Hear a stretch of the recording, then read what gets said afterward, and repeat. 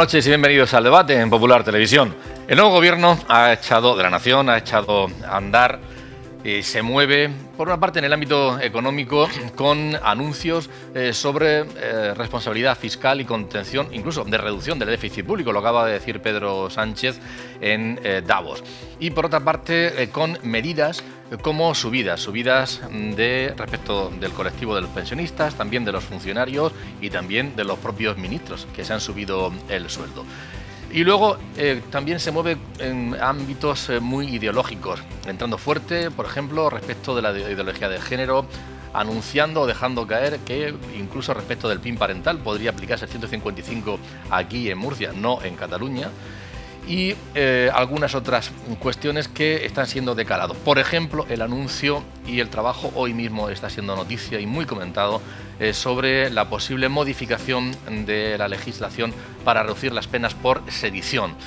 Algo que dicen que a nivel europeo la justicia nos manda el mensaje de que hay que hacer esa reforma y el gobierno se pone, eso sí, pactando con Junts per Sí por Cataluña y con RC. Ya veremos en qué queda, son los apoyos necesarios en la Cámara Baja. Y todo eso mientras el Mar Menor sigue sufriendo consecuencias francamente graves. Vamos a analizar estas cuestiones, da mucho de sí las nuevas acciones aquí a nivel nacional y en la región de Murcia, con un gobierno, por cierto, que ¿quién va a reivindicar ante el gobierno de la nación? Hemos visto estos últimos días que lo está haciendo el gobierno regional, lo está haciendo los socios de PSOE y Podemos ante Madrid. Ahí hay una dualidad que se la están disputando ese protagonismo. Lo vamos a analizar hoy con Pepe Rocamora, periodista. Bienvenido, Pepe. Hola, buenas noches. Bienvenido. Buenas noches. Gracias por acompañarnos. Víctor Meseguer, bienvenido, gracias. Un placer, jugamos en casa. Gracias. Pablo Blesa, retornado, ha estado de viaje, hemos tenido ahí un hueco echándolo de menos, bienvenido. Yo también os echaba de menos, estoy feliz esta noche de estar con vosotros en esta mesa. Gracias, Antonio. Gracias. Y también Joaquín Asparre, bienvenido. ¿Qué tal? Buenas noches, gracias por la invitación. Bien. Hoy lo más caliente tal vez, Pepe, es esa decisión, de ese anuncio de la ministra Calvo, de que, desde el ámbito europeo nos están diciendo que tenemos que ajustar nuestra legislación, tal vez los jueces no tengan la culpa, como decía Pablo Iglesias, que la justicia española, y ahí se levantó un conflicto importante, hay que reformar la legislación, lo de sedición no encaja con el ámbito comparado, ¿no? Y hay que reformarlo. Y otros dicen, eso no nos lo está diciendo Europa, eso aquí viene muy bien para continuar con los acuerdos. Eso es una lectura interesada. Eso es una lectura de decir, ¿lo dice Europa o no? No está tan claro que Europa diga eso, pero quiero decir que si la mayoría gubernamental, o sea, el gobierno y los que le apoyan quieren cambiarlo, pues que lo cambien. Tienen todo el derecho del mundo. Siempre se ha dicho que no hay que legislar en caliente, para otras cosas. Estamos en caliente para ahora, sí, ¿no? No lo sé, Hombre, sobre esto, caliente total. Pero da igual, siempre cuando se produzca la alternancia, que siempre se produce, se podrá también legislar en caliente o en frío. O sea que eso es cuestión simplemente de mayorías, no... Bueno, me resulta curioso, he estado un tiempo fuera, como dices, pero Europa no le dice a España, ni viceversa, cómo debe legislar y cómo es su Código Penal. ¿Qué Tribunal de Justicia de la Unión Europea o el Tribunal de Derechos Humanos de Estrasburgo le han dicho a Europa que su Código Penal tiene fallas? No es cierto en absoluto. Nuestro sistema jurídico, nuestro sistema judicial, solo está sometido, porque hemos decidido así los españoles, porque lo ha decidido así nuestra nación, nuestro Estado, está sometido al Tribunal de Justicia de la Unión Europea, que es el tribunal que rige cómo funciona y cómo se aplica el derecho europeo, y luego se ha sometido al Consejo de Europa, al Tribunal de Derechos Humanos de Estrasburgo, que no es de la Unión Europea, para casos de derechos humanos, donde desembocarán, por ejemplo, las requisiciones de los abogados de Junqueras. Entonces, esos tribunales no le dicen a España cómo debe modificar su Código Penal. Eso es una falacia absoluta. Lo que sí vemos es una cuestión, por una parte, de oportunismo y, por otra parte, en esa dinámica que hay de colaboración con el secesionismo catalán. Yo veo como dos tendencias en esa línea del gobierno. Primero, la de necesidad. Necesitan el apoyo de los partidos secesionistas, si no, no habría gobierno. Y en segundo lugar, también de intentar abrir una línea de diálogo que pasa también porque los presos, políticos presos del procés, los que dieron el golpe de Estado, salgan de la cárcel. Está claro que en esas conversaciones que mantuvo el Partido Socialista con Esquerra Republicana de Cataluña, que facilitaron la abstención de esta formación para que Pedro Sánchez fuera y es presidente del gobierno, había una cara A, que fue la que se nos presentó en ese documento que se hizo público, y una cara B que se ocultó a la opinión pública. Dentro de esa cara B de los acuerdos forman parte, entre otras cosas, que las próximas elecciones autonómicas catalanas, probablemente en la primavera, Esquerra Republicana gane las elecciones y quiera formar gobierno con el apoyo del Partido Socialista de Cataluña, que supongo que estará ya comprometido a estas alturas, más Unidos Podemos en Cataluña, Podem. Y otra de los acuerdos de esa cara B es efectivamente una reforma del Código Penal que cuanto antes ponga en la calle por la puerta de atrás, sin entrar en amnistías o en indultos, a Junqueras y a los demás ahora mismo condenados del proceso. Aportando esa retroactividad. Cualquier tipo de medida que se le aplique a Junqueras probablemente llegará después de que se apruebe esa reforma del Código Penal. No, es que la reforma del Código Penal no se puede hacer para mañana. Ha entrado con mucha urgencia. Sí, es que lo quieren hacer para mañana. Es que hay mucha prisa en el Gobierno por llevar adelante esta reforma del Código Penal. La última reforma del Código Penal que se hizo fue en el año, la más profunda que se ha hecho últimamente es del año 2015. Es cuando, entre otras cosas, se aprueba, recordar, la prisión permanente revisable. Y hubo una serie de modificaciones. Había ahora otro punto que se quería modificar con mucha urgencia, que se estaba estudiando por parte de los juristas, que era la nueva tipificación de los delitos de índole sexual. Agresión sexual, abuso sexual, violación. Para dejar claro o intentar clarificar a los jueces cuándo se aplicaba en qué tipo de delito concreto una pena u otra, o una calificación u otra, mejor dicho. Este punto, que podía justificar una nueva reforma penal, una nueva reforma de algunos puntos del Código Penal con carácter urgente, ha venido matizada por algunos juristas que lo han puesto en interrogante y además con ejemplos muy próximos. El detonante, sabéis, de todo el tema de reformar los artículos del Código Penal referidos a los delitos sexuales vino por el tema de la manada de Pamplona.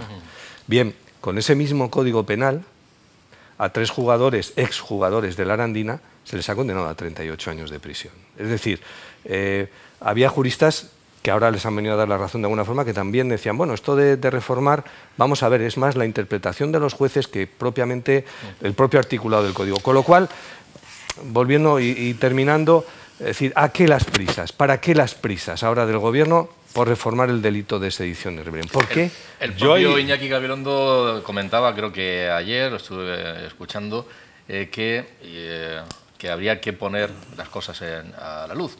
Que igual que se ha hablado mucho de desjudicializar la política, eso de que parezca que se está politizando la justicia, por qué intereses y de qué manera los posibles acuerdos, pues que habría que contarlos, que hasta ahora no se ha contado. Enlazando con lo que dice Joaquín, de posibles compromisos y tal, hombre, lo que haya o lo que no haya, que se ponga, que se cuente. Pero eso no va a ser así, es decir, lo que hay encima de la mesa ahora mismo es que el ministro, que no es ministro, el señor Iván Redondo, lo hemos dicho varias veces en esta tertulia, ha decidido de qué tenemos que hablar los españoles toda la semana.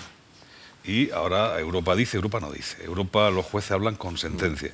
Y además Europa dice, para tapar luego y para tapar lo que está pasando, para tapar esa negociación torticera con los independentistas, que no secesionistas, ¿qué pasa? Pues vamos a agitar el bulo del PIN parental, después vendrán los acuerdos Estado-Vaticano, vendrá la eutanasia, vendrá el aborto. Esto es una campaña de marketing absurda. Vamos a ver. Europa dice, los jueces europeos hablan por sentencias. Como bien decía Pablo, que es un hombre muy formado en asuntos europeos, el único tribunal al que la justicia española debe someterse es el Tribunal Europeo. Y el Tribunal Europeo, en la sentencia, que yo he hecho el ejercicio de leérmela, porque estoy harto de que me tomen el pelo, lo único que dice es que nuestro país abusa de la prisión preventiva. y que cuando hay previsión preventiva hay presunción de inocencia, y como hay presunción de inocencia, este señor tenía que haber ido a tomar posesión. Punto y pelota. Después se le ha pedido que no tome posesión porque está condenado por una sentencia firme, y Europa dice que acata lo que le ha pedido el gobierno de España. Es decir, tonterías las justas. Tonterías las justas, nos están engañando. Es decir, y además, como hacías una introducción, Antonio, yo quiero aprovecharla. Es decir, van a utilizar una guerra ideológica con temas como los del PIN parental para tapar los asuntos de verdad que están pasando en este país. Por cierto, un apunte nada más. Hoy también hay una información al respecto, y es que el Supremo se inclina por dejar a Quim Torra sin escaño en contra del fiscal. Quería continuar a añadir un argumento más, porque a raíz de las críticas que Pablo Iglesias hizo a la justicia española, que por un lado me parecen fuera de lugar como vicepresidente por cuanto hay un choque institucional, en segundo lugar son falsas. Sabemos que Pablo Iglesias es un señor que ha dicho que nuestra justicia ha sido humillada por los tribunales europeos, cosa que no es cierta. También ha dicho que son políticos presos y no presos, perdón, que son presos políticos y no políticos presos.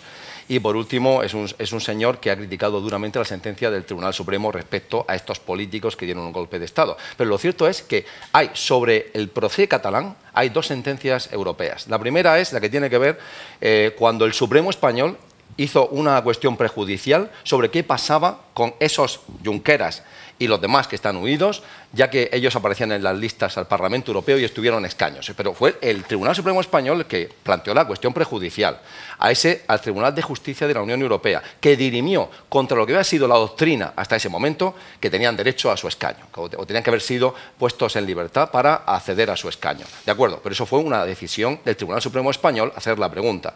Y la otra tiene que ver con la pregunta que hizo el Tribunal Supremo al Tribunal de Derechos Humanos de Estrasburgo sobre la legalidad o no de cancelar el debate en el Parlamento catalán el día que se estaban aprobando leyes contra la Constitución. Y en ese caso, el Tribunal de Derechos Humanos de Estrasburgo le dio la razón a España y le dio la razón al Constitucional. Esas son las únicas sentencias que hay de Bruselas sobre el procés catalán. Y estamos en una situación, Pepe, que por una parte se pone en tela de juicio las decisiones de la justicia española, una justicia española que está ahora mismo juzgando a Trapero, que lo único que quería era detener a Puigdemont, por lo que nos dice. Lo que dice él, pero vamos a ver, una cosa es lo que dicen los tribunales y otra cosa es lo que trasciende a la opinión pública. ¿Sobre Trapero? Sobre Trapero. Me refiero en principio sobre la cuestión, como decía Pablo, la cuestión planteada prejudicial del Tribunal Supremo sobre los eurodiputados. Y entonces la idea que queda es que España lo hizo mal. Y eso es lo que ha trascendido. Quiero decir, más allá de todo esto, que además no había precedentes, en principio, sobre una situación así, y eso es lo que trasciende. Y lo que trasciende, entre otras cosas, porque está alimentado por el independentismo catalán. Y eso hay que tenerlo presente. Y entonces, ¿podemos hacer un breve repaso de todo lo que ha pasado con la justicia continental europea en relación con los problemas internos españoles y el independentismo catalán? Bueno, pues, ni Bélgica ni Alemania le han dado la razón a España. No, pero es que hay una gran diferencia. Es decir, los tribunales ni belga ni alemán tienen ninguna relación jerárquica con los tribunales españoles. El Tribunal Europeo sí. Y, hombre, vamos a ser un poco honestos en este debate que se está montando, que para mi juicio es artificioso. España, un juez provincial, la Audiencia Provincial, el Tribunal Superior de Justicia, la Audiencia Nacional, el Tribunal Supremo. Yo tengo 1000 casos que el Tribunal Supremo desautoriza lo que ha dicho la Audiencia del Tribunal Superior. Hay un conflicto, no es que la justicia es así, que la justicia, para que funcione, hay distintas instancias y las instancias modelan la sentencia de un órgano inferior. Y el Tribunal Superior Europeo de Justicia lo que ha hecho es matizar, como haría el Supremo, como haría la Audiencia Nacional o como haría la Audiencia Provincial de Murcia. Pero no ponen la propia justicia. Pero fíjate, Víctor, yo no lo planteo, por ejemplo, como un debate jurídico, sino como un debate de opinión pública. Sí. No es que haya 2 millones de catalanes que piensan que están ganando en los tribunales todo el contencioso. El problema está en que hay millones de europeos que piensan que algo está pasando en España y que algo no está claro. Esa batalla es una política de comunicación que habrá que dar. En cualquier caso, de todas maneras, yo recuerdo una cosa, es decir, todo eso es cierto. pero estos señores están en la cárcel. Joaquín, una cuestión que te quería preguntar. Te quería preguntar. Por un pequeño apunte, sí me preocupa la información que acabas de dar como ciudadano, porque Pedro Sánchez va a recibir en Moncloa la primera semana de febrero, según dejó caer el otro día. ¿A quién va a recibir? ¿Al ciudadano Quintorra? ¿Al de Venezuela? ¿O al presidente de la Generalitat? ¿O al presidente de la Generalitat? ¿A quién va a recibir? Porque si el Supremo mantiene que este señor no es diputado, no es presidente de Cataluña. Ahora mismo no es presidente de la Generalitat de Cataluña. Hay un conflicto institucional que vamos a ver cómo se resuelve en los próximos días, porque el Parlamento de Cataluña, por mayoría, ya ha dicho que no va a reconocer Joaquín, la instrucción. Una cuestión muy breve. ¿Te sorprende la estrategia de Trapero? Dice que yo quería ir a detenerlo, aunque luego cantaba rancheras. No sé, bueno, cuando cantaba rancheras con Puigdemont y compañía, que había una relación, no sé en qué nivel estará la relación personal ahora mismo. Bueno, pero con rancheras, ¿no? Cantaban en castellano. No, además canta muy bien. Que conste tiene sus límites también. Que canta muy bien, ¿eh? Canta muy bien. Aquellas fiestas con Pilar Rahola también. O sea, Pilar Rahola, Carles Puigdemont... Los suyos serían las habaneras más que las rancheras, pero bueno. Puede ser que fuera habaneras más que rancheras. Sí, creo que eran habaneras. Puede ser.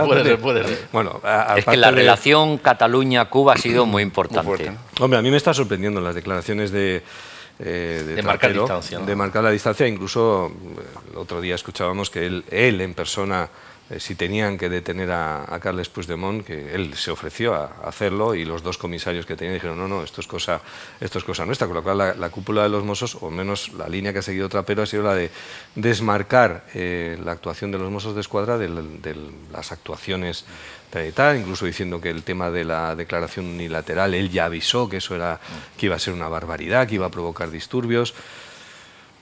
Bueno, no lo sé, quiero decir, yo tenía una imagen de Trapero, ¿os acordáis la imagen que él dio con la actuación de los Mossos de Escuadra respecto a los atentados de agosto en las Ramblas, cuando puso en valor, y hay que reconocérselo a él, el papel de la eficacia de los Mossos de Escuadra a la hora de detener, de perseguir, de tal, aunque hubo el fallo inicial de no haber previsto en aquella casa famosa donde estalló las bombonas en Tarragona, en fin. Pero luego lavó la imagen de los Mossos, ¿no? Con una actuación dando esa eficacia. Luego su actuación en todo el tema... Pablo, a mí me encanta la figura de Trapero. Es la figura del hereje y el apóstata de la religión secesionista. Es una figura que me gusta porque además siempre la he visto una figura casi... dramática de una obra de Shakespeare. ¿Por qué? Es un hombre que yo sinceramente, como también me está gustando lo que está diciendo en el juicio, yo creo que Trapero nunca ha pensado que pueda hacer todo eso. Está diciendo en el juicio, veo un hombre que se vio atrapado por el juego de las legalidades. Es decir, él se debía a unos políticos que querían dar un golpe de Estado. Y él tenía una fuerza militar, la de los Mossos, muy importante. Y en esa realidad, en ese contexto, con además 2 millones de personas fanatizadas o alegremente fanatizadas en un día festivo que iban a hacer una votación que para ellos le parecía algo que tenían derecho, etcétera. Había niños, ancianos. Creo que se vio verdaderamente sometido a unas ambivalencias fortísimas, a unas ambigüedades muy fuertes. Pero donde no está siendo ambiguo, ni lo fue antes de juicio, es en su postura. Y su postura, este hereje, este apóstata, es muy clara. Este hombre ha tachado de barbaridad el proceso. Ha dicho que estuvo dispuesto y creó un dispositivo para detener al presidente de la Generalitat, Puigdemont. Ha dicho que cuando le preguntaron en un diálogo con el consejero de Interior, Joaquín Forn, por las legalidades que iban, de qué legalidad se iban a hacer cargo los Mossos, si de la que había creado el Parlamento o la Nacional, dijo, haremos lo que digan los jueces. Para mí esa respuesta es muy clara. Con lo cual, me gusta lo que está diciendo, me gusta que sea la apóstata del proceso y me gusta pensar que siempre fue este hombre que estamos viendo en el juicio. Yo coincido con Pablo, yo creo que este señor es un hipócrita y un cínico. Tardó mucho tiempo en decir que la única legalidad vigente era la española y democrática. Y con otros cuentos que se los cuenta quien quiera. Tardó mucho tiempo en decir dónde estaba la única legitimidad posible. La inocencia de este señor, héroe, villano, lo que sea, es la inocencia de aquellos alemanes que levantaban el visillo mientras que los nazis se llevaban a los judíos. Los verdugos voluntarios de Hitler. Es decir, las cosas hay que hacerlas en el momento. Esa ambivalencia es cobardía. Y esa cobardía en alguien que dirige la fuerza y cuerpo de seguridad es muy peligrosa. Tardó mucho tiempo el señor Trapero. De todas formas, lo de Trapero no deja de ser una cuestión personal. Y es una cuestión personal porque el problema no es Trapero. El problema son los 2 millones de personas que estaban ahí. En la fuerza militar. Hablaba Víctor Meseguer también antes del conflicto mediático que se está produciendo, que se promueve por parte de los políticos, opinión pública y demás, y que tiene que ver también mucho con el tema de la decisiones ideológicas y demás. Por ejemplo, con el PLIN parental, ¿no?, que se ha estado discutiendo mucho, que se han lanzado algunas amenazas sobre el gobierno regional por ponerlo en marcha. Ha habido muchas opiniones y sigue habiéndolas y la va a seguir habiendo, porque ya sabes que el gobierno incluso de la Nación ha pedido que jurídicamente, si eso es posible, aplicarse o no, con el objetivo de, evidentemente, que se diga que no para quitarlo. Vamos a escuchar algunas opiniones al respecto. Es evidente que no son de los padres, pero tampoco son del Estado, ni son del Partido Socialista, ni de Podemos, como parece que nos vienen a insinuar y pretenden con alguna de las cosas que se quieren enseñar en los colegios. Nosotros lo que sí decimos es que la patria potestad sobre los hijos la tienen los padres, la responsabilidad sobre los hijos la tienen los padres y el derecho a elegir la educación de los hijos lo tienen los padres y es lo que nosotros queremos salvaguardar. ¿O qué pasa? ¿Que nuestros hijos pueden ir a fútbol o a informática o pueden ir a inglés por las tardes si lo deciden los padres? Y, sin embargo, si hay un curso sobre educación sexual o sobre tauromaquia o sobre cualquier tipo de política fuera del currículo educativo, ¿no podemos elegir? Es que no respetan el mandato constitucional, es que no respetan la Convención de Derechos de la Infancia, es que no respetan lo que es el currículum de las escuelas, la autonomía, en este caso académica, docente, atentan a un valor sustancial, que es el de la igualdad. La educación es de los pocos instrumentos que nos hace iguales, nos enseña a ser iguales. Es una normativa, evidentemente, que nos ha implantado. Nosotros, donde estamos, donde gobernamos, vamos siempre a luchar porque haya estos dos valores que dice la Constitución, que el Partido Socialista, para tapar sus pactos con Bildu, para tapar los nombramientos de la Fiscalía, para tapar que quieren bajar la pena del delito de sedición para beneficiar a Junqueras, para tapar la reunión infame con Torra, que es un señor que ya no es diputado del Parlamento, como ha dicho la justicia, para tapar todo eso, necesitan obviamente utilizar la educación. Hay partidos que en pleno siglo XXI ni defienden la escuela pública, ni respetan las convenciones internacionales, dicen defender la libertad a través de mecanismos de censura.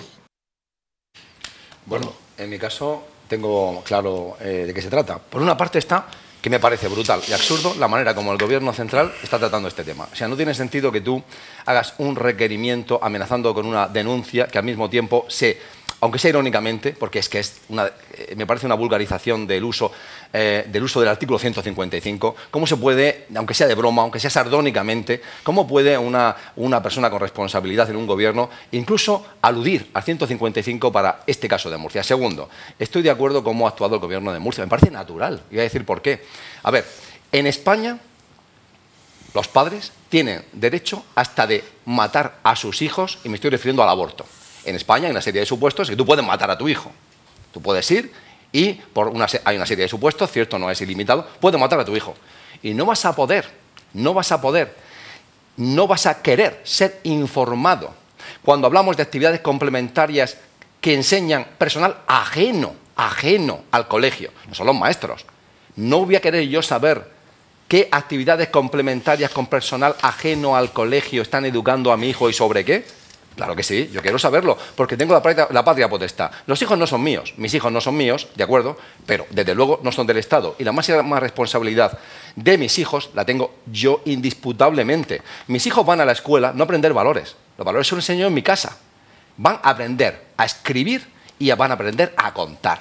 Y el resto de cosas son los padres, que tienen la patria potestad. Me parece, por otra parte, un debate falso. No hay problemas. En Madrid no ha habido ningún problema. En Murcia, desde que se instauró la orden por la que los colegios informan a los padres de las actividades complementarias, No ha habido ningún problema. Aquí el único problema que podría haber es de gestión. Es decir, si se burocratiza mucho, al final puedes tener un problema de burocracia. Informa al padre, llama al padre para que sepa. Ese es el único problema que puede darse, el de la burocratización. Pero está muy claro que, por principio, los valores los enseñan los padres en la casa. Y al colegio se va a estudiar, a aprender a escribir y a aprender a contar. Y el Estado no puede colarme a personal ajeno al propio colegio para que dé clases de cosas que tal vez a mí como padre no me interesan. ¿Uno viene al respecto? ¿Más? O sea, las competencias en educación se han transferido a las comunidades autónomas. En el caso de Murcia tenemos 20 años de competencias autonómicas, competencias educativas transferidas a la Comunidad de Murcia. Y da la impresión de que esto no se ha regulado suficientemente. Esa es la impresión que puede trascender. Estamos hablando de una directriz de agosto, del 28 de agosto del año pasado, de la Consejería de Educación, y que está originando polémicas. De momento, en el caso de Murcia, está todavía en la vía administrativa. Hay un recurso de alzada, sindicatos, asociaciones de padres y todo esto. Como dice Vox, dice pues que el Gobierno lo lleve a los tribunales y que se resuelva. Lo que hay que plantearse es toda la cuestión esta de que tenemos tantos modelos educativos y que se están planteando todo este tipo de situaciones. Es verdad que prácticamente se ha originado un problema donde en principio no parece que lo hubiera. En el caso, yo estuve viendo ayer los datos, en el caso de la Comunidad de Madrid ha habido 3. 2 por Twitter y 1 por escrito. Exacto. Y en el caso de La Rioja ha habido otro y en el resto de España prácticamente nada. O sea que no era un problema, no era un problema que existía. Pero ¿cuál es el resultado de todo esto? Pues lo que hay que ver, que no estamos hablando de un problema educativo. Estamos hablando de un problema político, porque se está instrumentalizando. Y entonces aquí hay quien está sacando beneficio de esta situación. ¿Y quiénes son los que están sacando beneficio de esta situación? Yo creo que 2 partidos. Yo creo que todo esto es lamentable, muy lamentable. Y me voy a remitir al origen de toda esta película, porque esta película tiene origen y tiene actores principales y secundarios. El origen es que un día, muy desacertadamente, la consejera doña Adela Martínez Cachá va y le pone el altavoz a una asociación que iba a dar una charla en un colegio. Ahí empezó el festival. Yo no sé qué pasó, si entraron, si no entraron ya, no me interesaba. Esa es la famosa foto. No me interesaba mucho el tema. Sí, pero ahí es donde surge esta película. Hombre, yo te digo, y lo digo honestamente, es decir, yo entiendo que padres católicos, pues esta situación, tal y como se trasladó a los medios de comunicación, les siente mal porque roza su ideario personal.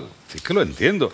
Y digo más, ¿cuál es el trasfondo? Porque a la escuela no van los críos a aprender a escribir y contar. Para eso no cuentes conmigo. A la escuela los críos van a algo más. Estamos hablando del artículo 14 de la Constitución. Estamos hablando de la no discriminación por razón de edad, raza, sexo, etcétera, etcétera. Yo no quiero que eso me lo dé ninguna asociación, con todo el cariño a todas las asociaciones del mundo. Que me la den los maestros, los mejores maestros. Esos tienen que hablar de los valores constitucionales. ¿O de qué estamos hablando? Es decir, ¿le vamos a dar las matemáticas y el abecedario y el profesor de enseñanza primaria o secundaria no le va a explicar la Constitución española? Que estoy de acuerdo con eso. No tutelemos a la gente. Cada colegio sabrá cómo tiene que defender los valores. Quiero matizar mi opinión. Solo en un sentido. Yo estoy a favor de que, obviamente, en el marco de un colegio, se te hable de los derechos y obligaciones que tienes en relación a nuestro marco de convivencia. No tienen por qué hablarle de la vida sexual, de la vida afectiva. Pero no tienen por qué. ¿Por qué no? ¿Por qué no? Porque lo hago yo. Porque lo hago yo, que soy el padre. O no, quiero decir, vamos a ver. Ha habido un currículum. Ha habido una Consejería de Educación que ha establecido unos contenidos. Y entonces eso se ha aprobado. Y eso está ahí. Pero mira, Pepe, hasta ahora nadie ha sabido quejarse de eso. Pepe, si yo no me quejo de eso, lleva que Joaquín, mira, sanidad. Cuando un crío deja de verlo el pediatra y lo ve el médico de cabecera que ve a su padre, ese crío va y se sienta con el médico de cabecera. Y el médico de cabecera le habla de cuestiones que tienen que ver con cierto tipo de enfermedades, etcétera, etcétera. Educación para la salud. Pero por Dios, se lo está diciendo el médico. El médico no llama a ningún colectivo a que vaya a la consulta a explicarle al crío nada. Sí, los médicos, si tenéis hijos jóvenes, que no creo porque sois muy mayores, pero si tuviera hijos jóvenes... Casi tanto como tú. Por eso lo digo. Mi hijo ya no va. Pero el médico le explica a esa criatura que ha dejado el pediatra cómo llevar una vida saludable, también en sus relaciones afectivo-sexuales. Lo que no puede ser, insisto, yo me pongo en los pies del colegio católico que le dijeron, oye, van a ir los de no te prives a explicarle a los críos no sé qué. No es así. Yo entiendo el tema. Es que eso no es así. No, sí. No es así. Como se vendió, es así. Ya, es que como se vendió, ahí está el problema. Vamos a ver, por acotar, yo creo que esto se ha desbordado de tal forma que antes estábamos hablando de judicializar la vida política o politizar la vida judicial. Lo que estamos haciendo ahora y con todo este debate ha sido politizar la vida educativa, la vida de la comunidad educativa. Comunidad educativa. Subrayo además este tema. El problema y el origen de todo esto está a principios del año 2018. Es decir, estamos hablando de hace ya 2 años, cuando unos padres de un determinado colegio denuncian ante la Consejería de Educación o ante el Foro de la Familia, esa relación la pierdo, unas charlas que está dando o que iba a dar el colectivo No Te Prives, un colectivo LGTBI, sobre educación sexual en un determinado colegio. El Foro de la Familia, estamos hablando de Murcia. El Foro de la Familia habla con la entonces consejera Adela Martínez Cachá. Y lo que yo entiendo que debería haberse resuelto dentro de ese ámbito cerrado de un problema puntual con un colegio y unos determinados padres, mediante la inspección de educación, mediante hablando con ese famoso colectivo o corrigiendo lo que era la programación de ese centro educativo, se soluciona tomando una medida con carácter general cuando no era necesario, porque como estamos reconociendo no era un problema extendido, y queda... Primero se suspenden las actividades en el mes de abril y a final de ese curso escolar es cuando la Consejería toma esa medida, estamos hablando del año 2018. Eso no ha dado después tampoco ningún problema. Es verdad que tampoco ha dado ningún problema después el hecho de que esté esa orden en vigor o no. ¿Cuándo ha dado el problema? A raíz de que Vox incorpora en su programa electoral esa medida. Y ahora lo exige en la negociación de los presupuestos. Dicho esto, por terminar, si me dejas 10 segundos solamente. 9, 8, 7. Hay un proyecto cada colegio tiene un proyecto curricular y en ese proyecto curricular se incluyen unas asignaturas complementarias curriculares. No son actividades extraescolares, como se ha llegado a decir, son actividades complementarias curriculares que son evaluables. Bien, os voy a poner el ejemplo de un colegio que además es concertado. Se les da a los niños de educación secundaria obligatoria. Primero, una charla complementaria curricular sobre el abuso del alcohol y el uso de las drogas. Estamos hablando de niños de 11 o 12 años, que es cuando debutan, cuando empiezan a debutar en el alcohol, como lo están demostrando las estadísticas. Al año siguiente, cuando ese niño tiene 12 o 13 años, el proyecto curricular de esa actividad es el bullying. Un tema muy extendido, un gran problema en muchas aulas de muchos colegios. El acoso entre escolares. El tercer año, cuando ese niño tiene 13 años, se vuelve a hablar de educación para la salud, alcohol, drogas, prevención. Y cuando ese niño tiene 14 años, cuando se está debutando en la pubertad a la edad sexual, es cuando un experto, un psicólogo experto en materia de educación sexual, se le da la charla. En esas charlas siempre está presente el tutor, siempre está presente el profesor. Y cada colegio tiene su proyecto. Brevemente. Perdonad que me haya extendido, pero creo que era... Efectivamente, en el proyecto curricular... Luego, en un colegio católico, quien decide esas actividades, ese proyecto, no es la Consejería de Educación. Forma parte de la autonomía del centro. No estamos hablando del colegio católico, estamos hablando de todos los colegios. Claro, pero luego está la libertad de los padres para decir si el proyecto es un problema de comunicación. El debate no está siendo ese. Claro que no, pero debería ser ese. Y yo me remito a lo que he dicho al principio. Yo mañana soy sacerdote jesuita y tengo un colegio católico. Y yo el proyecto curricular lo cumplo. Pero ¿cómo yo quiero cumplirlo con mi gente, con mis docentes? Pues establece asignaturas complementarias con acorde a tu línea ideológica. Sacó el debate, pero el que se ha tragado el anzuelo es el Partido Popular. Claro. Bien, brevemente. Claro, no, estamos de acuerdo. Sí. Sobre este tema quería decir una cosa más. Me parece que tiene mucho que ver, porque se ha señalado a Vox. Yo no tengo ningún interés en defender a Vox o a ningún otro partido. Pero hay que decir también que me parece que el debate a nivel partidista analizado como un problema partidista, tiene que ver también con que en el programa de gobierno del Partido Socialista y Podemos aparece la exclusión de la religión de las aulas, aparece la exclusión de la religión como materia computable y aparece la desaparición de la religión de las aulas. Creo que el Vox ha hecho batalla en este tema como una manera de contrabalancear la intención del gobierno, que la veremos pronto expresada en ese diálogo entre la señora Carmen Calvo y las autoridades de la Iglesia. Alfonso Galdón ha sido entrevistado estos últimos días por varios medios, incluso nacionales, para que explique el motivo que realmente hay, al margen que defiende el control o el PIN parental, al margen de lo que digan los partidos políticos, y ayer mismo nos hacía estas declaraciones para este programa.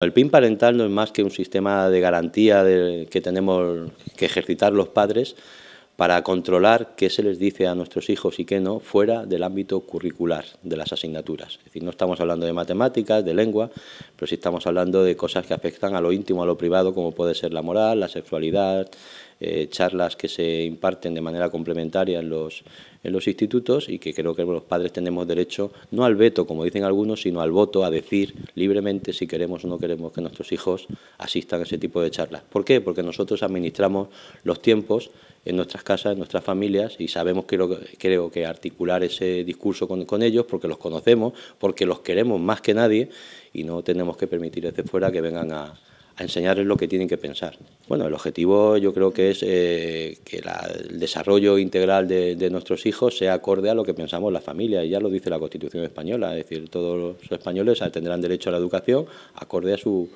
formación integral, moral, religiosa, filosófica, y es lo que queremos los padres. Lo que queremos evitar precisamente es el adoctrinamiento, y no solamente el adoctrinamiento en temas sexuales. Yo creo que hemos visto en la Comunidad Autónoma de Cataluña qué ha pasado, cuáles son las consecuencias de ese adoctrinamiento continuado, sistemático, durante más de 20 años. Que tenemos 2 generaciones perdidas en Cataluña de gente que odia al resto del pueblo español.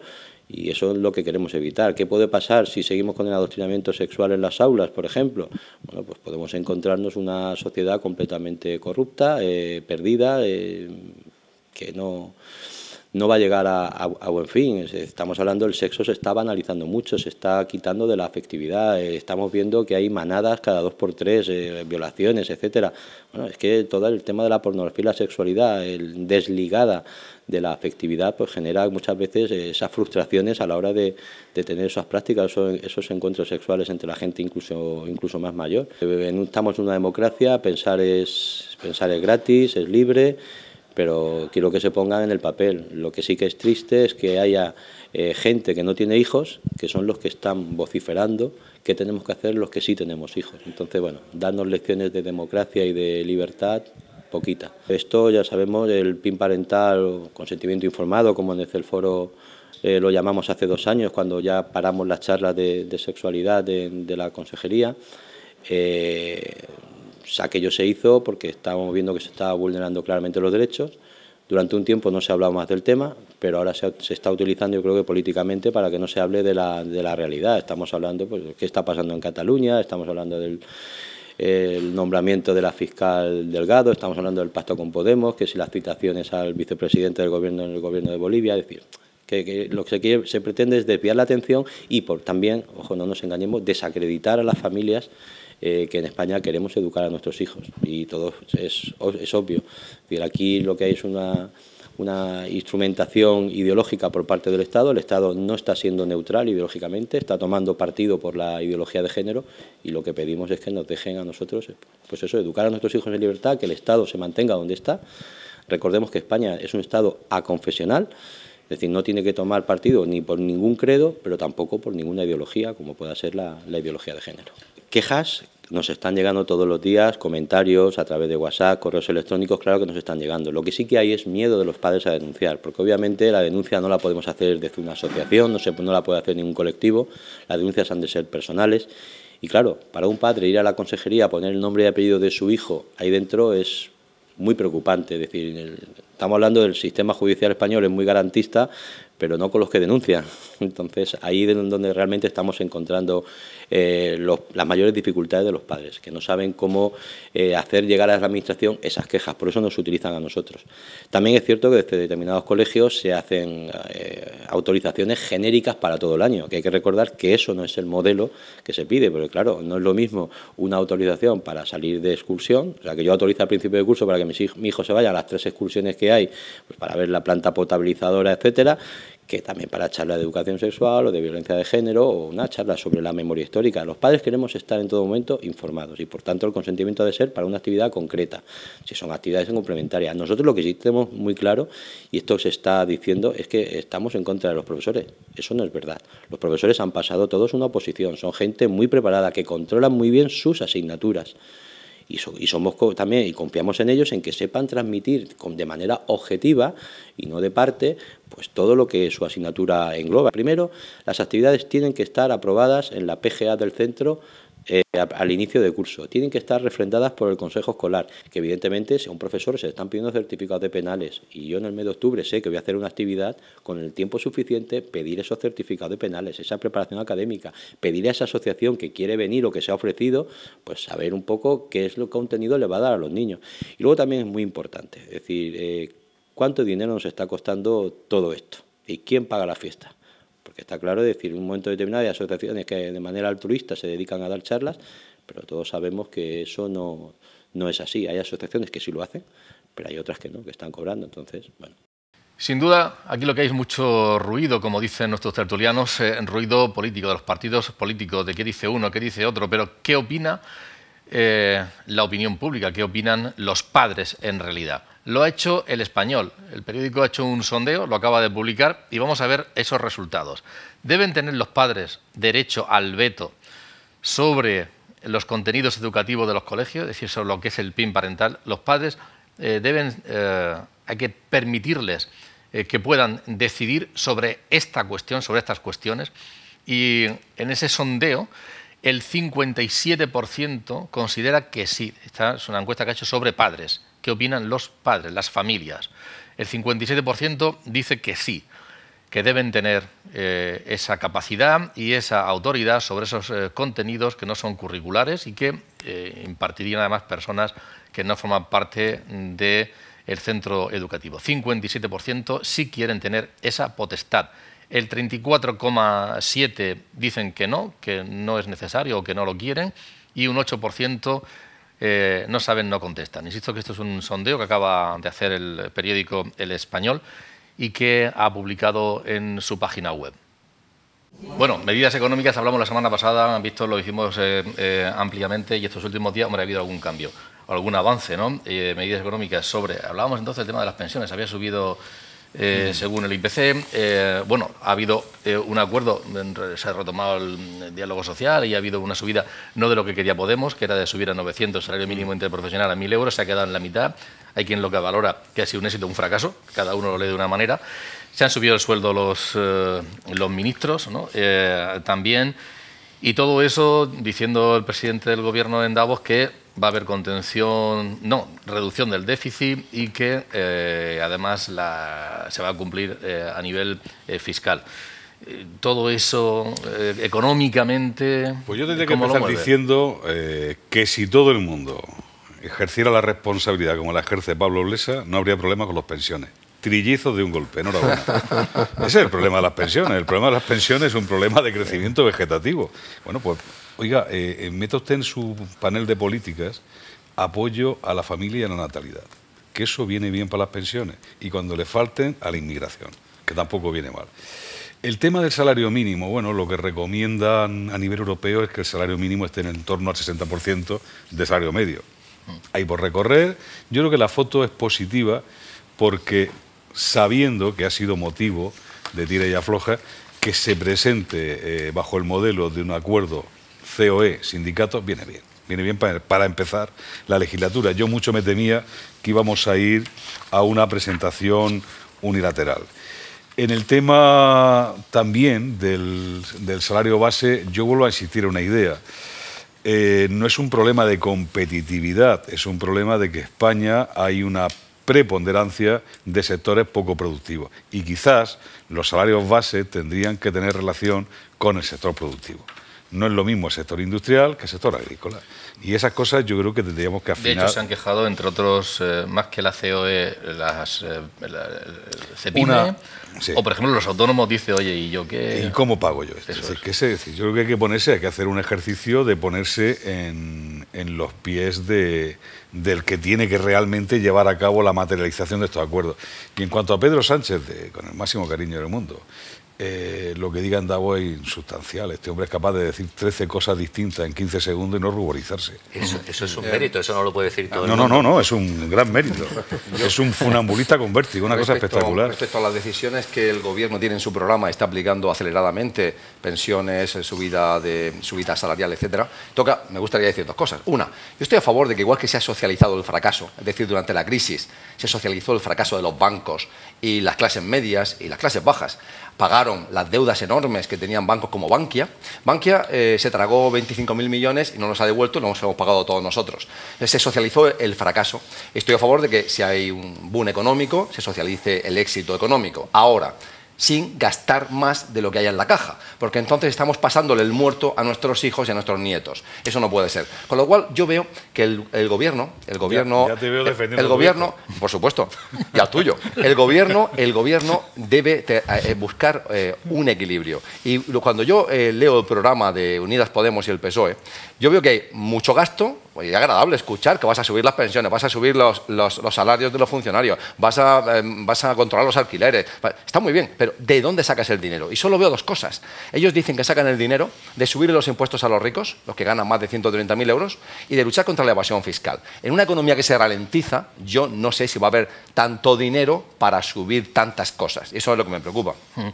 Antes de dar la palabra, sobre el tema de los sueldos, por hacer un apunte, el presidente del Gobierno va a cobrar 85.000 euros. Sale más rentable ser presidente de la Generalitat de Cataluña. Te iba a decir eso, el presidente del Gobierno cobra 85.000 euros, los ministros 75.000 aproximadamente. Eso bruto, ¿no? Eso bruto, pero claro, aquí tenemos las comunidades autónomas, por ejemplo, Quim Torra cobra 150.000 euros. Y el alcalde de Barcelona cobra 100... Eso es. La alcaldesa. La alcaldesa. Pero además ese dato no es cierto. Es decir, eso es lo que se ahorran todos los meses que va a la hucha. Si los gastos los tienen pagados, por Dios. Siempre se estamos hablando. Que esa es la hucha que tienen para... Lo más importante es ser presidente del CE, que gana más que el presidente del Gobierno. Oye, y los jueces han salido muy bien. ¿El europeo, el español o el regional? El español. Luego las comunidades, los presidentes de otras comunidades autónomas, Núñez Feijóo hacia abajo, incluyendo el presidente de Murcia, pues ya de 78.000 euros hacia abajo. La diferencia es que las diferencias son enormes. Ahí hay impuesto en la administración Cuando se vaya a Mira, ¿dónde va a encontrar un trabajo así, que le paguen así? Pues en el Parlamento Europeo. El puesto más envidiado en la administración central es el presidente del Organismo Nacional de Loterías del Estado, que creo que es el puesto mejor pagado de toda la administración del Estado. Luego di la palabra, pero vamos a escuchar sobre temas económicos, concertación y demás. Hemos cogido declaraciones tanto de la CROEN como de los sindicatos aquí en la región de Murcia. Vamos a escucharlos y luego doy la palabra a Joaquín y Pepe. Olé.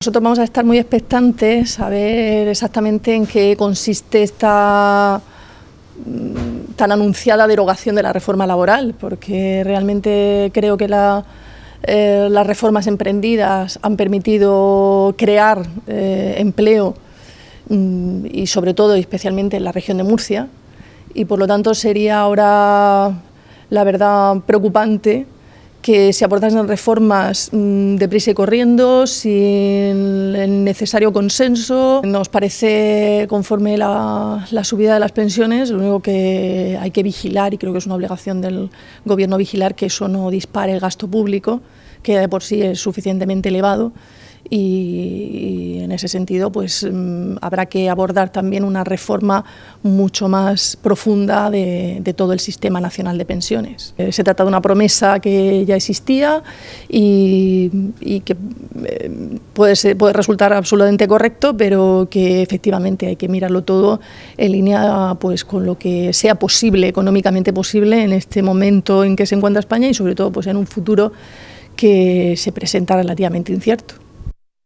Hemos hecho huelgas generales pidiéndole al gobierno de turno, tanto al gobierno de Zapatero en el 2010 como al gobierno de Rajoy en el 2012, pues la revocación de la reforma laboral. La reforma laboral es lesiva para los trabajadores y nosotros no estamos conformes con ella. Nosotros ya le hemos dicho al Gobierno que para poder hablar de un estatuto de los trabajadores del siglo XXI no cabe estar haciendo un estatuto de los trabajadores basado en 2 reformas laborales que son lesivas para los trabajadores. La subida de las pensiones, pues estamos contentos, la verdad, porque este Gobierno pues ha hecho algo que estuvo prometiendo cuando estaba haciendo campaña electoral, que era subir las pensiones. Ha subido un 0,9. Nosotros seguimos pensando pues que es poco, pero fundamentalmente lo que hay que hacer es cambiar la reforma de pensiones y hacer una reforma real. Porque la subida de los funcionarios, este Gobierno lo que ha hecho ha sido cumplir el acuerdo que ya existía desde hace 3 años con el Gobierno de Rajoy. Del sindicato lo que exigimos es que se haga lo más rápidamente posible y fundamentalmente de los aspectos más lesivos de esa reforma laboral, como ha sido la prevalencia del convenio colectivo en la negociación colectiva sobre el convenio de sector, también la ultraactividad de la negociación colectiva, de los convenios, que ha venido a, digamos, perjudicar la negociación y favorecer a los empresarios y perjudicar a los trabajadores. Realmente el Gobierno lo que ha hecho ha sido cumplir con su obligación, cumplir con el acuerdo que se firmó en su momento con los sindicatos mayoritarios, como Comisiones Obreras.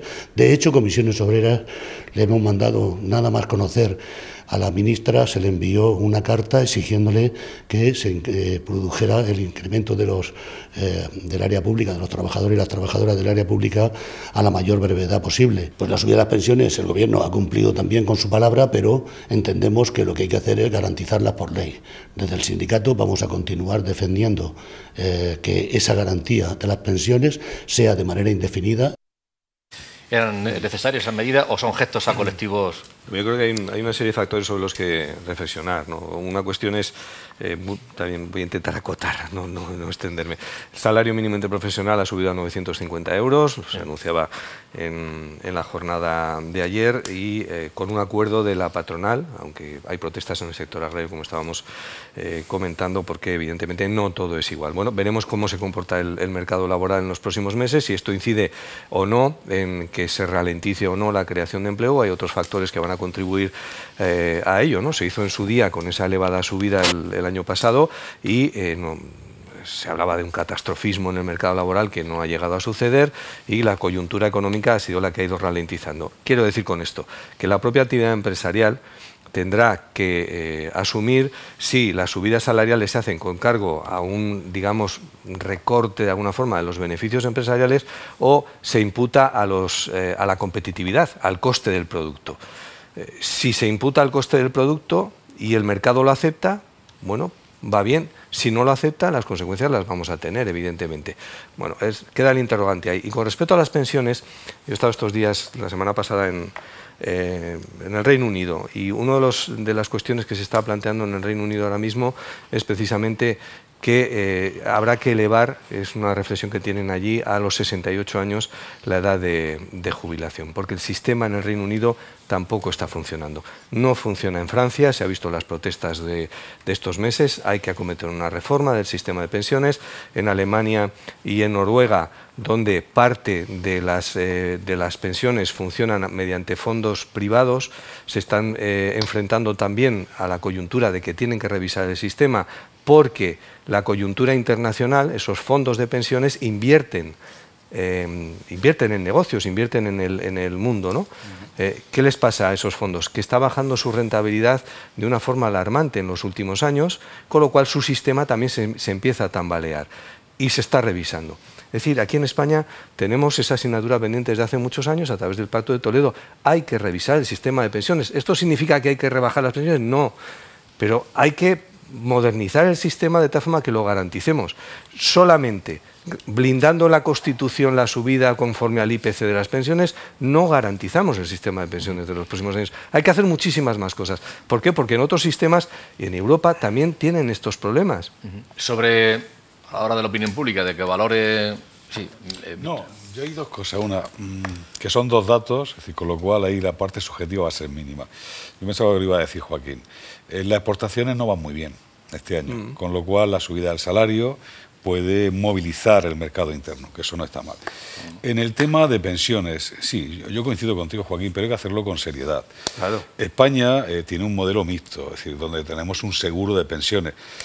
Un seguro de pensiones que estaba pensado para un país en pleno empleo, con un crecimiento vegetativo importante y con gente que se moría antes que nosotros, espero. ¿Hay que adecuarlo? Sí, pero llevando cuidado en cómo lo hacemos. Por ejemplo, tirando de que el sistema público cada vez asuma temas que no tienen que pagarse con la caja del seguro. Eso es un tema que se puede hacer. Y luego, con el tema de la prolongación de la edad de jubilación, yo sería muy cuidadoso. Es decir, porque aquí el más tonto hace reloj de madera. Voy a poner un ejemplo, no por manía, ¿vale? Es decir, esto no es ninguna manía porque yo vengo de allí. En una universidad pública se prolonga la edad de jubilación, ¿vale? Y tú eres catedrático y puedes pedir ser catedrático de mérito. Bien, ser catedrático de mérito significa que en vez de cobrar los 2.200 de pensión máxima, vas a seguir cobrando los 3.500. Genial. Y lo vas a hacer por dar, como me decía el pobre Tono, en paz descanse, por dar 4 horas de clase a la semana. Cuidado, cuidado. ¿A quién le prolongamos? Vaya a ser que le prolonguemos la jornada a los que están los lunes, los martes, los miércoles, los jueves y los viernes al sol. Y luego, el sector industrial, ¿qué hacemos con él? El que está subido encima del andamio, la prolongamos, le damos prórroga, ¿qué hacemos? Yo creo que es un debate que hay que abordar, pero hay que abordarlo sabiendo cuáles son los déficits del sistema. Y concluyo, para mí la conclusión es que tengamos un sistema de pensiones es un regalo del cielo. Yo estuve hace 3 meses en Chile, que me invitaron a dar clase y ahora me han vuelto a invitar 2 veces más. Sé que no lo hice mal del todo. Y mirar, un salario medio en Chile son 200 euros. Una pensión son 150. Un día de hospital vale 100 euros. Y es un país rico. Ese es el sistema chileno que alguien defendía. Yo quería apuntar este muy brevemente, porque además sé que hay poco tiempo. Primero me voy a sumar, voy a hacer mío, me voy a apropiar de un mantra que era el de Mariano Rajoy y el de Fátima Ibáñez, su ministra, que es la mejor política social es el empleo. Todo lo que perjudique la creación de empleo es un mal que nos hacemos. Segundo, debe ser empleo de calidad, porque el colectivo realmente que está sufriendo en España no son los ancianos. Los ancianos les ha ido bastante bien, sus pensiones se han ido revalorizando. Los que están sufriendo, los que no pueden sobrevivir ni independizarse son los jóvenes. El colectivo de los jóvenes es el que hay que apoyar, es el que hay que darle contratos más sólidos, más estructurados, más consistentes y, por supuesto, mejores salarios. Le voy a dar la palabra a Pepe, pero después de ver unos... Por abundar, y decía Franco que la mejor política social es elegir bien la familia en la que nace. Claro que sí, eso también. Apúntate esa han aparecido algunos sondeos de opinión, Pepe, sobre qué ocurriría si ahora hubiera elecciones. La verdad es que tal y como estamos, pero vamos a verlos. Por ejemplo, hay un par de sondeos que les queremos mostrar. El Español o Público.es son periódicos, digamos, que con tendencias muy distintas, pero las conclusiones a las que llegan son bastante similares.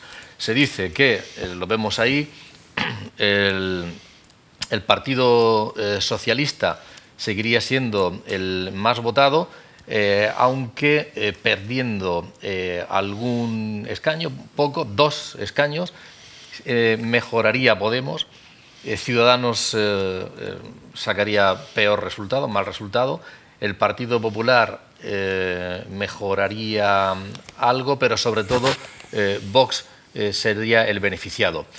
Es decir, que hay una polarización de la política. Yo no sé hasta qué punto. Yo decía hace algunos programas, vamos a ver otro periódico, yo decía algunos programas que al final la política es un poco de acción-reacción. Es decir, el hecho de que no hubiera ese acuerdo, digamos, constitucionalista, Partido Socialista con Ciudadanos, con Partido Popular, aunque fuera para tema de Estado, sino que hubiera acuerdos con el Partido Socialista, con Podemos y con los independentistas, pues hace que al final también quienes piensan distintos se vaya a otros, buscar una reacción, digamos, equidistante. Y al final los más beneficiados son Podemos, que quién se lo iba a decir a ellos, con los más resultados que sacaron, y también Vox. ¿Te parece lógico esos sondeos o todavía...?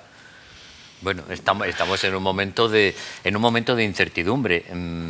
Yo, por lo que veo... Aunque al final los bloques casi sumen igual. Claro, no, vamos a ver, estamos en 3 meses... que son los 3 meses que tradicionalmente cuando llega un gobierno nuevo y sobre todo un gobierno totalmente novedoso como es el que tenemos actualmente, que es la primera vez que tenemos un gobierno de coalición, está tomando una serie de medidas, con lo cual está cambiando relativamente todo. todo eso se asienta en la opinión pública y entonces decide dónde van a cambiar las tendencias de voto en la medida en que las tendencias de voto cambian relativamente poco. Pues yo creo que no. O sea que los sondeos en este momento yo creo que no son significativos. De todas formas, hay que tener presente que los debates a los que estamos asistiendo hablan de polarización. ¿A quién le va bien el debate, por ejemplo, de esto que se llama PIN parental? Pues solamente a dos partidos, según lo veo yo, al PSOE y a Vox. Y entonces hay testigos que son paganos. Y esos testigos que son paganos son Partido Popular, Ciudadanos y, en cierta medida, aunque menos, Podemos. Pero los protagonistas de todo este debate es el Partido Socialista y es Vox. Y entonces lo que hay que ver es, en la medida en que tenemos un espacio político en el que hay dos bloques, simplificando, derecha e izquierda, que están más o menos equilibrados, entonces se está escorando en un sentido y en otro. Y ahí estamos. Sí, no, hombre, totalmente de acuerdo con lo que está apuntando Pepe. Como reflexión, yo añadiría 2 puntos. ¿Quién está ahora en la oposición a la izquierda del gobierno? ¿A la izquierda del gobierno? A la izquierda del gobierno. Tiene que haber una oposición de izquierda. ¿Por qué? No, no la hay. No la hay. ¿Por qué? Digo, no, porque la tiene que haber. Porque debería haber su hueco sociológico también. Supongo que habrá un espectro de izquierda que no estará totalmente de acuerdo y comulgará si estamos en el gobierno no tiene por qué haber oposición. Con la imagen de Podemos y del PSOE. Bueno, yo entiendo que, no sé, por darle una idea al señor Errejón, ¿no? Quizás podría encontrar quizás alguna beta conforme. En todo caso, ahora, él estaría en medio. No ahora, ¿no? En estos momentos, creo yo que políticamente estamos en un momento de que cada uno está buscando un poco su sitio, ¿no? De nuevo su sillón. Y el problema es más grave quizás en la derecha, porque Vox ahora mismo sí que está capitalizando el mensaje de la derecha, probablemente incluso por encima de más de lo que le gustaría al Partido Popular. Yo creo que Ciudadanos y el Partido Popular tienen que volver a encontrar su sitio ahora mismo. Vox lo tiene muy claro, está muy bien sentado en ese espectro ideológico de la oposición de la derecha. Lo que no está claro es si Vox sabe que tiene un techo que no puede pasarlo. Quien debe, pues dependerá un poco de si finalmente encuentra su asiento en ese espectro el Partido Popular y sobre todo también lo hace Ciudadanos. Yo creo que ahora mismo es el partido que está más en el aire, ¿no? Pues a mí este debate me supera. Tengo yo dudas de a quién tengo que votar yo para saber lo que van a votar el resto de españoles. No lo digo como broma. Es decir, pues es muy fácil. Yo creo que en caso de duda hay que abstenerse. Hay que abstenerse. Yo creo que los políticos deben parecerse a la gente que representan, sinceramente. Y viendo el panorama, viendo el patio, digo, y de toda esta peña, ¿quién representa a los liberales, a la democracia cristiana, a los socialdemócratas moderados? No lo encuentro. Hay un agujero negro ahí que yo no lo encuentro. Hay que cambiar etiquetas. Hay que cambiar etiquetas, ¿no? Es decir, que es un tema complejo. Es decir, sobre este tema de la polarización, hombre, veo que Vox está en una efervescencia, en una felicidad, en un entorno, se encuentra muy cómodo, ve que las encuestas le van bien, encuentra áreas y espacios donde genera la polémica, donde está arrastrando al Partido Popular a sus líneas, está impregnando de verde al Partido Popular. El Partido Popular, por una parte, se siente a veces cómodo adoptando la agenda de Vox, pero rápidamente descubre que si se tiñe demasiado de verde, puede que empiece a perder seguidores, aunque no se ve en esta encuesta, donde, no obstante, el PP crece. Al PP le interesa marcar su propia agenda y no encuentra su lenguaje.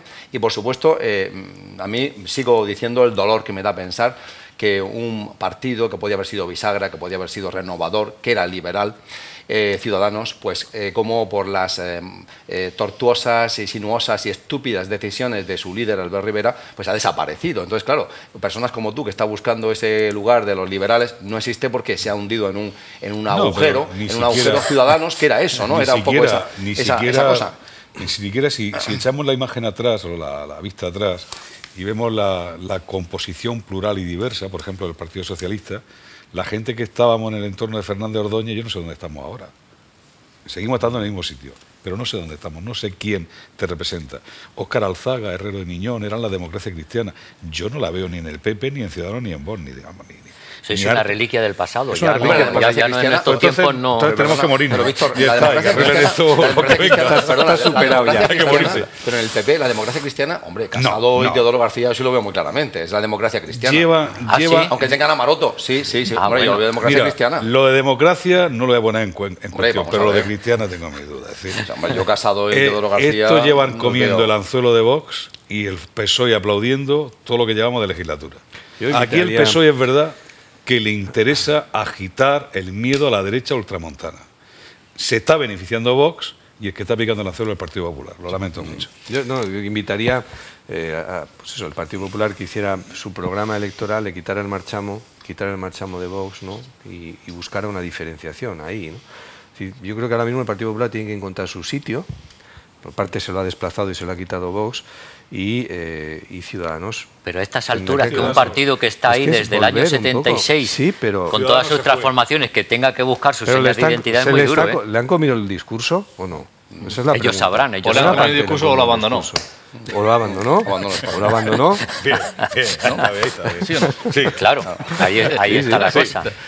Bien, cuando alguien te coge un discurso es porque tú lo has abandonado, seguramente. Y entonces alguien dice, oye, pues esto. Bueno, el caso se nos saca encima de la mesa cosas internacionales. Pablo, el impeachment, que está interesantísimo ahora, aunque el Senado va a decir que no. Esto está ganado, ¿no? No, pero eso es una buena noticia, opinión? ¿Tú crees? ¿Quieres una opinión? La democracia de Estados Unidos es muy fuerte. Ni Trump consigue tumbarla, por Dios. Eso es... ¿Una opinión sobre el impeachment? Muy sencillo. Creo que Trump, desde luego, maniobró confundiendo sus intereses partidistas personales a su reelección y utilizando las herramientas del Estado para conseguir denostar y, si posible, acribillar y, si posible, eliminar a Joe Biden, que es, como sabemos, el antiguo vicepresidente con Obama, que va a ser posiblemente el candidato demócrata que va a competir contra él. Ahora, los Biden no me parecen santos. Es posible que los Biden hijo y Biden padre, tengan turbios manejos en un país turbio y lleno de corrupción como es Ucrania. Pero lo que él hizo como presidente del país es claramente impeachable.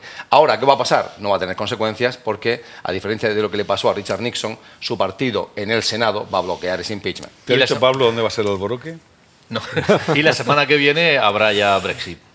Y la semana que viene, vamos a ver, depende cómo lo quieras ver. El Brexit, el señor Johnson, el premier británico, está muy interesado en decir que lo que va a suceder el día 31 es el Brexit. Sí. No es cierto. ¿No es cierto? ¿Por qué? Muy sencillo. Él dice, lo que pasa el día 31 es el Brexit y lo que suceda después, que es realmente lo relevante, ya no es Brexit. Y por lo que suceda después me refiero a que va a haber 11 meses de transición en los que todavía Reino Unido va a pagar a la Unión Europea, en los que todavía Reino Unido va a estar bajo la normativa europea, y lo que quiere el señor Johnson es que las negociaciones que van a dar pie al nacimiento de un acuerdo comercial entre la Unión Europea y el nuevo Reino Unido post salida, divorciado, sucedan en 11 meses. Y la Unión Europea ayer le ha dicho que no tiene tanta prisa y que no va a ser el acuerdo como ellos quieren. O sea, que hemos estado 4 años solo para divorciarnos de Reino Unido, o para que ellos se divorcien de nosotros. Y ahora ellos quieren en 11 meses solventar la nueva relación. Eso va a llevar mucho más tiempo, porque además eso implica cuestiones de cuotas, cuestiones de dumping o no dumping, cuestiones de tarifas, de impuestos, de ciudad. Muy complejo. No, que la anécdota de esto es que el señor Boris Johnson quería que el día 31 el reloj del Big Ben tocara las campanadas con motivo de la salida del Brexit. El Parlamento británico le ha dicho que no está la cosa para tocar. Su propio Parlamento. Aparte que la torre está todavía nueva, bueno, el reloj funciona. Y también invitó a la Iglesia anglicana a que todas las iglesias del Reino Unido, las anglicanas, tocaran las campanas también el día 31. Los protestantes. Y las católicas no les dijo nada. No, la Iglesia anglicana le ha dicho que es completamente neutral, que hay una parte de la sociedad del Reino Unido que son anglicanos, que están a favor del Brexit, pero hay otros que están en contra y que ellos mantienen la neutralidad, con lo cual no van a tocar tampoco las campanas. Los católicos están en contra del Brexit. Tendrá que tocar en su casa, señor Johnson. Bueno, ahí iremos analizando esta cuestión. De todas formas, Boris Johnson es un magnífico periodista. A pesar de todas las caricaturas que se hacen de él, es un magnífico periodista. Es cierto. Que quiere hacer de la BBC la Fox News. Es lo Pepe, último que ha comentado. Muchas gracias por estar aquí esta noche. Víctor Meseguer, Pablo Lesa, Joaquín Asparres, un placer contar con todos vosotros. Volveremos el próximo jueves. Buenas noches, gracias. Pablo.